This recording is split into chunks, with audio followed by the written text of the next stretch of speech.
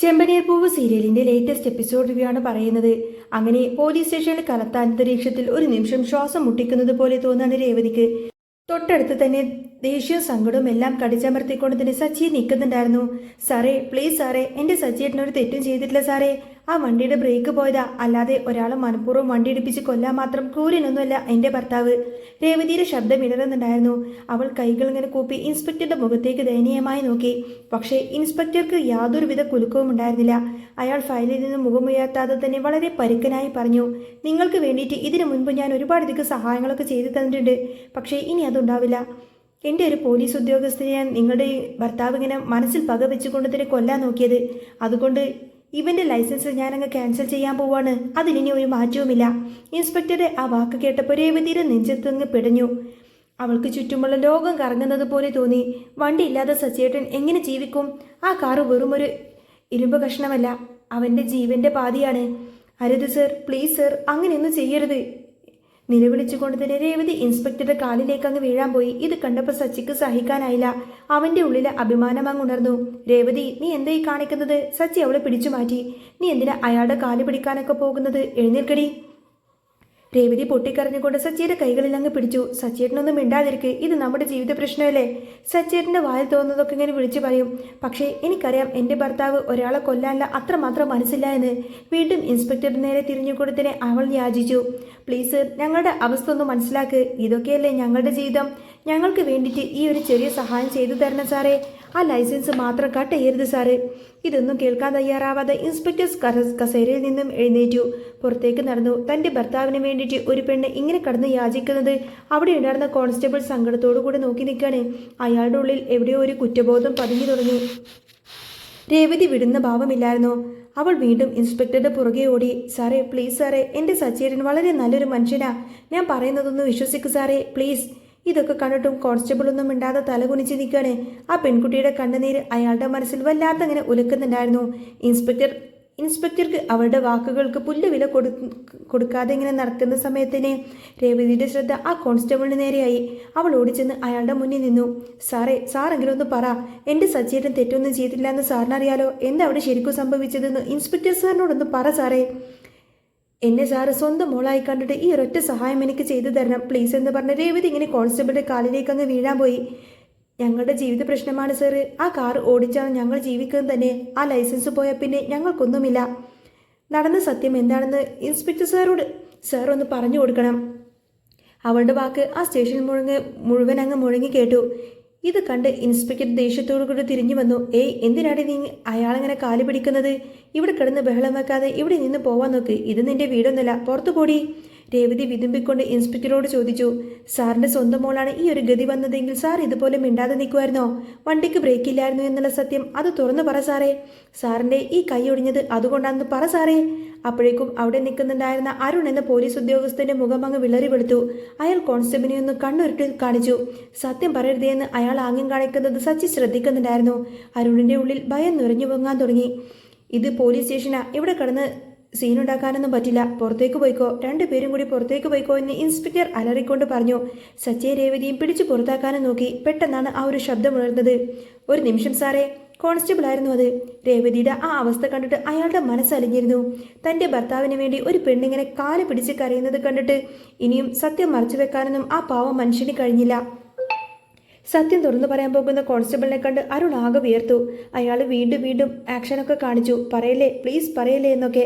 പക്ഷേ കോൺസ്റ്റബിൾ ഉറച്ച സ്വരത്തിൽ തന്നെ എല്ലാം അങ്ങ് വിളിച്ചു പറഞ്ഞു. ഇവർ പറഞ്ഞതുപോലെ തന്നെ കാറിന് ബ്രേക്ക് ഇല്ലായിരുന്നു സാറേ.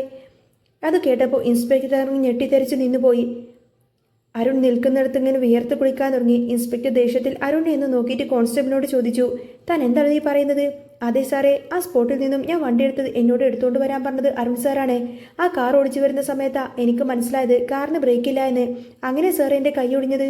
ഈ പെൺകുട്ടി പറയുന്നതൊക്കെ സത്യമാ സാറേ. കോൺസ്റ്റബിൾ ഒട്ടും പതറാതെ തന്നെ എല്ലാം അങ്ങ് പറഞ്ഞു. ഇൻസ്പെക്ടർക്ക് കാര്യങ്ങളുടെ കിടപ്പ് പതിയങ്ങ് മനസ്സിലായി തുടങ്ങി. കോൺസ്റ്റബിൾ തുടർന്നു. എന്നെ അവിടെ നിന്നും ഹോസ്പിറ്റലിലേക്ക് കൊണ്ടുപോയത് ഒരു മെക്കാനിക്കാ. പുള്ളി ആ കാറിൻ്റെ ബ്രേക്കൊക്കെ ഇങ്ങനെ ചെക്ക് ചെയ്ത് നോക്കിയപ്പോഴാണ് മനസ്സിലായത് ബ്രേക്കിൻ്റെ വയറൊക്കെ കട്ടായി കിടക്കുകയാണ് എന്ന്. ആരോ മനഃപൂർവ്വം അത് കട്ട് ചെയ്തതാ സാറേ. ഇത് കേട്ട് സച്ചി അക്ഷരാർത്ഥത്തിൽ അങ്ങ് ഞെട്ടിപ്പോയി. മനഃപൂർവ്വം ആരോ തൻ്റെ ബ്രേക്കിന്റെ ആ ഒരു വയറ് കട്ട് ചെയ്തെന്നോ? ആരായിരിക്കും അത്? സച്ചിയുടെ തലച്ചോറ് അതിവേഗം തന്നെ ചിന്തിക്കാൻ തുടങ്ങി. അതേസമയം അരുണിന്റെ അവസ്ഥ വളരെ പരിതാപകരമായിരുന്നു. ഇൻസ്പെക്ടർ തീ പാർന്ന നോട്ടത്തിനു മുന്നിൽ അയാൾക്ക് പിന്നെ നിൽക്കാനായില്ല. താൻ എന്താണോ ഇതൊന്നും നേരത്തെ പറയാതിരുന്നത്? ഇൻസ്പെക്ടർ കോൺസ്റ്റബിളിനോട് ദേഷ്യപ്പെട്ടു. അരുൺ സാറിനോട് ഞാൻ അപ്പോൾ തന്നെ വിവരങ്ങളൊക്കെ പറഞ്ഞതാ സാറേ. അപ്പോൾ സാറാ പറഞ്ഞത് വേറെ ആരോടും ഇത് പറയണ്ട എന്ന്. അയാളുടെ ലൈസൻസ് വരെ കട്ട് ചെയ്തിരിക്കുവാണ്. ഇനി ഇത് പുറത്തിറങ്ങി കഴിഞ്ഞാൽ പ്രശ്നമാവും. അതുകൊണ്ട് ആരും അറിയണ്ട എന്ന് അരുൺ സാർ എന്നെ ഭീഷണിപ്പെടുത്തുന്നത് കൊണ്ടാണ് ഞാൻ മിണ്ടാതിരുന്നത്. കോൺസ്റ്റബിൾ എല്ലാം തുറന്നടിച്ചു. ഇത് കേട്ടപ്പോൾ ഇൻസ്പെക്ടർ അങ്ങ് പൊട്ടിത്തെറിക്കാണ്. എന്താണോ അവരുടെ താനീ കാണിച്ചു വെച്ചിരിക്കുന്നത്? സത്യങ്ങളൊക്കെ അറിഞ്ഞിട്ടും താൻ അത് മറച്ചു വെച്ചോ? ഒരാൾ പറയാൻ പോയപ്പോൾ അയാളോട് പറയരുതെന്നും പറഞ്ഞു. എന്താണോ താൻ തലയും താഴ്ത്തി നിൽക്കുന്നത്? ഇൻസ്പെക്ടറുടെ ശബ്ദം സ്റ്റേഷൻ മുഴുവൻ അങ്ങ് മുഴങ്ങി. അരുൺ കുറ്റവാളിയെ പോലെ തന്നെ തല കുനിച്ച് നിന്നു. തന്നെ സപ്പോർട്ട് ചെയ്തിട്ടാ ഞാൻ ഇത്രയും നേരം സംസാരിച്ചത്. പക്ഷേ താൻ ഇങ്ങനെ ചെയ്യുമെന്ന് ഞാൻ ഒരിക്കൽ പോലും കരുതിയിരുന്നില്ല. തനിക്കൊരാളെ ഇഷ്ടമില്ല എന്ന് കരുതിയിട്ട് അയാളുടെ ജീവനോളം പോന്ന അന്നം മുടക്കാൻ വേണ്ടിയിട്ടാണോ താനിപ്പോൾ നോക്കിയത്? ഇൻസ്പെക്ടർ അരുണെ കണക്കിനങ്ങ് ശകാരിച്ചു.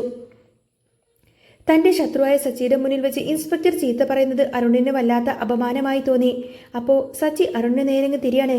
സാറിന് ഇപ്പോഴെങ്കിലും സത്യാവസ്ഥ മനസ്സിലായല്ലോ. ഞാൻ ഉള്ളിൽ വെച്ച് പക തീർക്കുന്നവനെന്നല്ല സാറേ. അതങ്ങനെയല്ലേ നേരത്തെ പറഞ്ഞത്? ഇപ്പോൾ മനസ്സിലായില്ലേ ആരാ ഇവിടെ പക തീർക്കുന്നത് എന്ന്?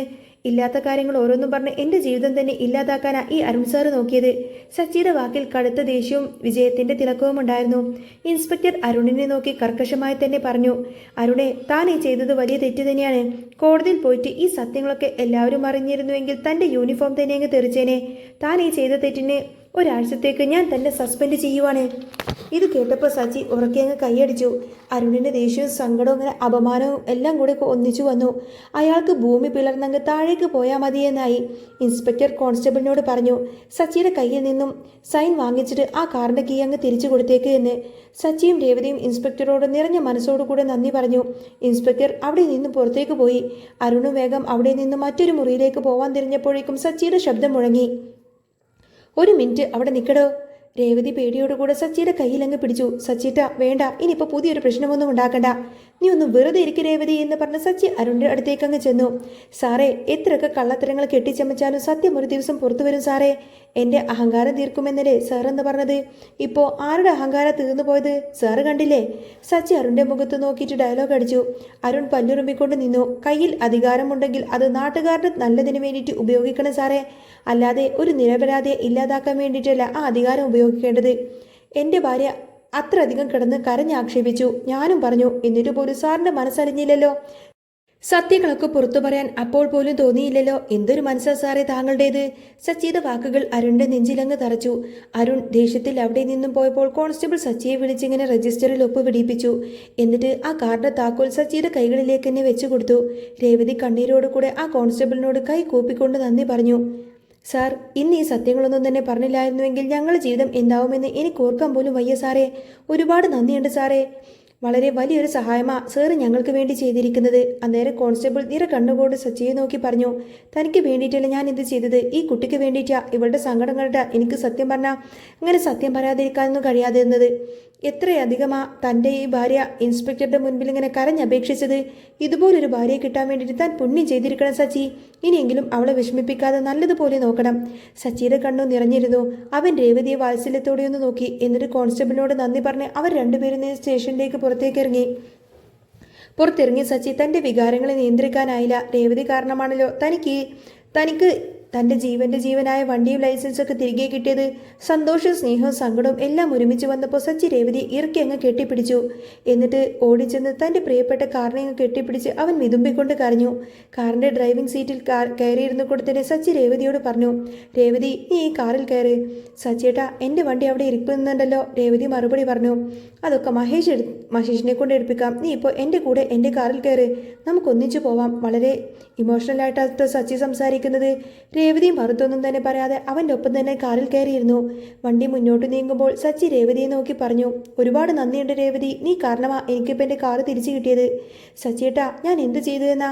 സച്ചിയേട്ടൻ ഒരു തെറ്റ് ചെയ്തിട്ടില്ലല്ലോ, അതുകൊണ്ടാണ് സച്ചിയേട്ടൻ ഈ കാറ് തിരിച്ചു കിട്ടിയത്. എന്നോട് നന്ദിയൊന്നും പറയല്ലേ, രേവതി സ്നേഹത്തോടെ പറഞ്ഞു. അല്ല രേവതി, നിന്റെ ആ നല്ല മനസ്സ് കാരണ എനിക്ക് ഈ കാറ് തിരികെ കിട്ടിയത്. സച്ചിയുടെ വാക്കുകളിൽ അവളോടുള്ള സ്നേഹം നിറഞ്ഞു നിന്നിരുന്നു. പെട്ടെന്നാണ് രേവതിയുടെ മുഖത്ത് ഒരു ഗൗരവം വന്നത്. സച്ചിയേട്ടാ, കാറിന്റെ ബ്രേക്ക് ആരോ പൊട്ടിച്ചതെന്നല്ലേ കോൺസ്റ്റബിൾ പറഞ്ഞത്? സച്ചിയുടെ മുഖഭാവം മാറി. അവൻ അതിനെപ്പറ്റി ചിന്തിച്ചു. ഞാനും അതിനെ പറ്റിയിട്ട് തന്നെയാണ് രേവതി ആലോചിക്കുന്നത്. ബ്രേക്ക് ആരായിരിക്കും പൊട്ടിച്ചിട്ടത്? കുറച്ചു നേരത്തെ മൗനത്തിന് ശേഷം സച്ചി വീണ്ടും പറഞ്ഞു, ആര് പൊട്ടിച്ചാലും ശരി, എൻ്റെ കാറിൻ്റെ കീ ഇല്ലാതെ എൻ്റെ കാറ് തുറന്നിട്ട് അതൊന്നും ആർക്കും തന്നെ പൊട്ടിക്കാൻ പറ്റില്ലല്ലോ രേവതി. എൻ്റെ കാറിൻ്റെ കീ ആരോ അടിച്ചു മാറ്റിയിട്ടാണ് ഈ പണി ഒപ്പിച്ചു വെച്ചിരിക്കുന്നത്. രണ്ടുപേരും ആരാണത് എന്ന ചിന്തയിൽ ഇങ്ങനെ മുഴുകി നേരത്തെ ചന്ദ്രോദയത്തിലേക്ക് തന്നെ യാത്ര തിരിച്ചു. ചന്ദ്രോദയത്തിൽ വലിയ സംഘർഷം പുകയുന്നുണ്ടായിരുന്നു. രാവിലെ വീട്ടിൽ നിന്നിറങ്ങുമ്പോൾ രേവതി ചന്ദ്രമതിയോട് ഒരു വാക്ക് പറഞ്ഞിട്ടുണ്ടായിരുന്നു, ഇന്ന് സ്റ്റേഷനിൽ നിന്ന് ഞാനും സച്ചേട്ടനും കൂടി വരുമ്പോൾ ഞങ്ങളുടെ കൂടെ കാറും ഉണ്ടാവുമെന്ന്. ആ വാക്ക് പാലിച്ചതിൻ്റെ സന്തോഷവും തികഞ്ഞ അഭിമാനത്തിലുമാണ് രേവതി ചന്ദ്രോദയത്തിൻ്റെ മുറ്റത്തേക്ക് ഇങ്ങനെ കാറിൽ വന്നിറങ്ങുന്നത്. സച്ചിയും രേവതിയും വണ്ടിൽ വന്നിറങ്ങുന്നത് കണ്ടപ്പോൾ തന്നെ പൂമുഖത്ത് നിൽക്കുന്ന ചന്ദ്രമതിയുടെ മുഖമിളറി.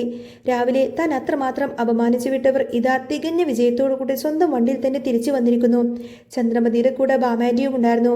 ബാമയുടെ അവസ്ഥ അതിനും ദയനീയമായിരുന്നു. പോലീസ് സ്റ്റേഷനിൽ നടന്ന കാര്യങ്ങളൊക്കെ എന്തൊക്കെയാണെന്നറിയാതെ അവൾ ആകെ ടെൻഷൻ അടിച്ച് നിൽക്കുമായിരുന്നു. കാര്യങ്ങളൊക്കെ അറിയാൻ വേണ്ടി രാവിലെ തന്നെ അവൾ ചന്ദ്രയെ വിളിക്കുകയാണ്. അത് കേട്ട് ടെൻഷൻ സഹിക്കാൻ വയ്യാതെയാണ് ബാമാൻറ്റി ചന്ദ്രോദയത്തിലേക്ക് ഓടിയെത്തിയത്. വണ്ടി മുറ്റത്ത് നിർത്തിയപ്പോൾ സച്ചി വലിയ സന്തോഷത്തോടു കൂടി തന്നെ അച്ഛൻ രവീന്ദ്രൻ്റെ അടുത്തേക്ക് ചെന്നു. അച്ഛാ, എൻ്റെ ലൈസൻസ് ക്യാൻസൽ ചെയ്യിപ്പിക്കുമെന്നൊക്കെ പറഞ്ഞ് ക്യാൻസലായി അച്ഛാ. എൻ്റെ കാറും അവർ തിരികെ തന്നു. സച്ചിയുടെ ശബ്ദം മുഴുവൻ മുഴങ്ങിക്കേട്ടു. ഇത് കേട്ട് ചന്ദ്രമതി തല കൊമ്പിട്ട് കണ്ണുങ്ങനെ താഴോട്ടാക്കി നിൽക്കുകയാണ്. രേവതി വളരെ കൂടായിട്ട് ചന്ദ്രയെ ഒന്ന് സൂക്ഷിച്ചു നോക്കി. അവളുടെ ആ നോട്ടത്തിലെല്ലാം ഉണ്ടായിരുന്നു. അപ്പോഴാണ് സുധി ഇടങ്കോലിടാൻ വന്നത്.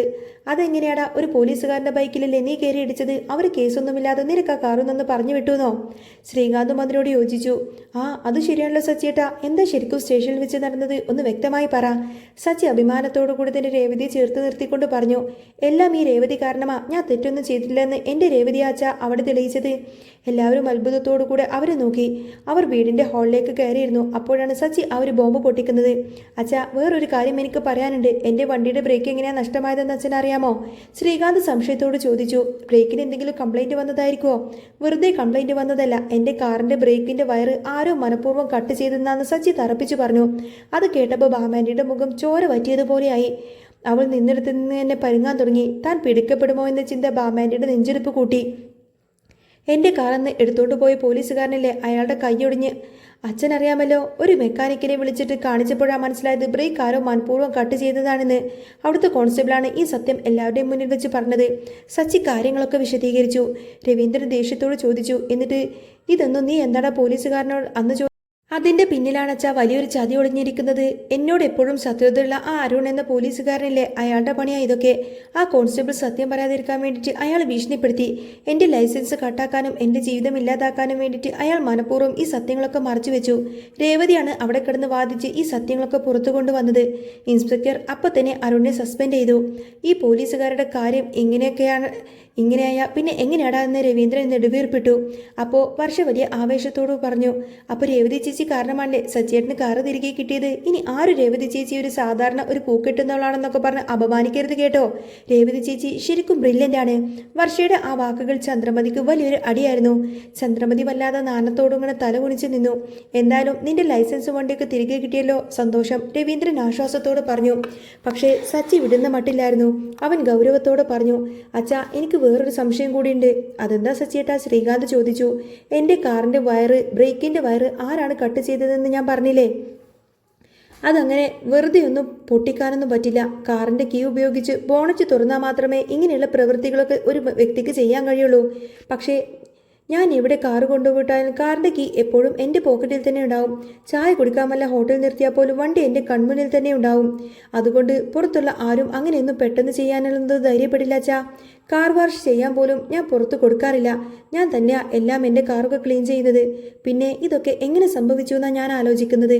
രവീന്ദ്രൻ എത്തിച്ചുളിച്ചു. എന്നിട്ട് ശരിയാണല്ലോ മോനെ, പിന്നെ എങ്ങനെയാടാ വയറ് കെട്ടായത്?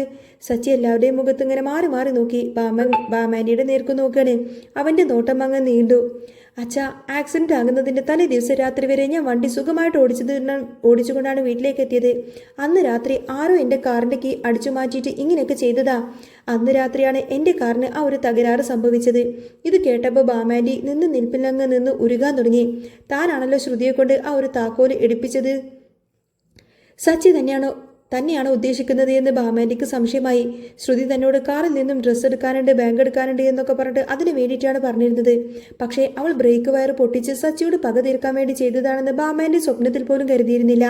താനാണ് ഇത് ചെയ്തത് എന്ന് ചന്ദ്രോദയത്തിലുള്ളവരെയൊക്കെ അങ്ങനെ അറിഞ്ഞു കഴിഞ്ഞാൽ പിന്നെ ഉണ്ടാകുന്ന ആ ഒരു നാണക്കേടും അപമാനവും ബാമാൻഡിക്ക് സങ്കല്പിക്കാൻ പോലും ആയില്ല. ഇനി ഈ വീട്ടിൽ ചന്ദ്രമതിയെ കാണാൻ പോലും പറ്റില്ലല്ലോ എന്നോർത്ത് ബാമാൻഡി വല്ലാതെ വിയർത്തു. ഈ വീടിന്റെ മുറ്റത്ത് വെച്ചിട്ടാണ് അച്ഛാ എൻ്റെ കാറിന്റെ വയറ് ആരോ കട്ട് ചെയ്തത്, സച്ചി തറപ്പിച്ചു പറഞ്ഞു. ശ്രീകാന്ത് ഞെട്ടലോട് ചോദിച്ചു. സച്ചിയേട്ടാ, അപ്പോൾ പിന്നെ ആരായിരിക്കും നിന്റെ ഈ വണ്ടിയൊക്കെ എടുത്തിട്ട് അത് കട്ട് ചെയ്തത്? അച്ഛനും ചോദിച്ചു. അതാണ് എനിക്കും അറിയേണ്ടത്, അതാണ് പോയിന്റ്. ആ രാത്രി ഈ വീട്ടിലുള്ള ആരോ ആ കീ എടുത്തിട്ട് പണി പറ്റിച്ചിട്ടുണ്ട്. സച്ചിയുടെ ശബ്ദം കനത്തു. ഇത് കേട്ട് ചന്ദ്രമതി സച്ചിയെ തന്നെ ഇങ്ങനെ നോക്കി നിൽക്കാണ്. രവീന്ദ്രനെ വിശ്വസിക്കാനായില്ല. നമ്മുടെ വീട്ടിലുള്ള ആരാടാ ഇങ്ങനെയൊക്കെ ചെയ്യാൻ പോകുന്നത്? കാറിന്റെ ബ്രേക്കിന്റെ വയർ കട്ട് ചെയ്താൽ അത് നിന്റെ ജീവനെ തന്നെ അപകടത്തിലാക്കുമെന്ന് ഈ വീട്ടിലുള്ള എല്ലാവർക്കും അറിയാലോ. അപ്പോൾ ഈ വീട്ടിലുള്ള ആരെങ്കിലും അങ്ങനെ ചെയ്യുമെന്നൊന്നും എനിക്ക് തോന്നുന്നില്ല. ഉടനെ തന്നെ ചന്ദ്രമതി ഇടപെട്ടു. ഇവൻ നാട്ടിലുള്ള എല്ലാവരുടെയും പ്രശ്നമുണ്ടാക്കി നടക്കുമല്ലേ, അതിലുള്ള ആരെങ്കിലുമൊക്കെ ആയിരിക്കും ഇങ്ങനെയൊക്കെ ചെയ്തത്, അല്ലാതെ ഈ വീട്ടിലുള്ള ആരും ആയിരിക്കില്ല. സച്ചി ചന്ദ്രമതി ഒന്ന് സൂക്ഷിച്ചു നോക്കി. അത് തന്നെയാമേ ഞാനും പറഞ്ഞത്. വെളിയുള്ള ആരായിരിക്കും ഇത് ചെയ്തത്? പക്ഷേ ഈ വീട്ടിലുള്ള ആരോ ഒരാൾ അവന് താക്കോലെടുത്ത് കൊടുത്തിട്ടുണ്ട്. സച്ചിയുടെ ആ നോട്ടം കണ്ടപ്പോൾ ചന്ദ്രമതി വല്ലാതെ വെപ്രാളപ്പെട്ടു. രവിയേട്ടാ, ഇവൻ എന്താ ഇങ്ങനെ പറഞ്ഞു വരുന്നത്? ഞാൻ താക്കോലെടുത്ത് കൊടുത്തു എന്നാണോ ഇവൻ്റെ മനസ്സിൽ? ഇവൻ എന്നെ ഒരു കാലത്തും അമ്മയായിട്ടൊന്നും കണ്ടിട്ടില്ല. എനിക്കും ഇവനെ കണ്ണെടുത്താൽ കണ്ടൂടാ. പക്ഷേ എന്നും പറഞ്ഞ് സ്വന്തം അമ്മ തന്നെ തൻ്റെ മകനെങ്ങനെ കാറിൻ്റെ ബ്രേക്കൊക്കെ പൊട്ടിച്ചിട്ട് അവനെ കൊല്ലാൻ നോക്കുമെന്ന് പറഞ്ഞാൽ ഇവൻ എങ്ങനെ തോന്നി? ചന്ദ്രമതിയുടെ ആ വാക്ക് കേട്ടപ്പോൾ സച്ചിയുടെ കണ്ണ് നിറഞ്ഞു പോവാണ്. തന്നോട് എത്രമാത്രം വെറുപ്പുണ്ടെങ്കിൽ പോലും സ്വന്തം മകനെ കൊല്ലാൻ മാത്രം ക്രൂരയല്ല തൻ്റെ അമ്മ എന്ന ചിന്ത സച്ചിക്ക് വല്ലാത്തൊരു ആശ്വാസം നൽകി. എത്രയൊക്കെ ഇഷ്ടമില്ലെങ്കിലും സ്വന്തം മകനെ ഇങ്ങനെയൊക്കെ ചെയ്തു കൊല്ലാൻ നോക്കുന്ന പോലെയിരുന്ന ഒരു രാക്ഷസിയൊന്നല്ല ചന്ദ്രമതി വിതുമ്പലോടെ പറഞ്ഞു. സച്ചിയുടെ ഉള്ളൊന്ന് പിടഞ്ഞു. അമ്മ എന്തിനാ ഇപ്പോൾ ഇങ്ങനെയൊക്കെ ടെൻഷനാവുന്നത്? ഇപ്പോൾ അമ്മയാണിത് ചെയ്തതെന്ന് ആരെങ്കിലും എന്നോട് വന്ന് പറഞ്ഞാലും ഞാൻ അതൊരിക്കലും വിശ്വസിക്കില്ല. കാരണം എൻ്റെ അമ്മ ഒരിക്കലും ഇങ്ങനെ ചെയ്യില്ല എന്ന് എനിക്കറിയാം. ഒരു കാലത്തും അമ്മ എനിക്കൊരു അപകടം വരുന്നില്ലെന്ന് എനിക്കുറപ്പുണ്ട്. അതുകൊണ്ട് അമ്മ ടെൻഷനാവൊന്നും വേണ്ട. സച്ചിയുടെ വാക്ക് കേട്ട് ചന്ദ്രമതിക്ക് വല്ലാത്ത സങ്കടം തോന്നി. പക്ഷേ സച്ചി അവിടെ നിന്നും നിർത്തിയില്ല. പക്ഷേ എന്നാലും കാറിൻ്റെ കീ ആരും എവിടെ നിന്നും എടുത്തിട്ടുണ്ട്, അത് ഉറപ്പാണ്. അവൻ സുധിക്ക് നേരെങ്ങ് തിരിഞ്ഞു. എടാ സുധി, നീ ഇനി എങ്ങാനുമാണോ? ശ്രീകാന്ത് പെട്ടെന്ന് തന്നെ ഇടപെട്ടു. സച്ചിയേട്ടാ, സുധിയേട്ടൻ അങ്ങനെയൊക്കെ ചെയ്യോ?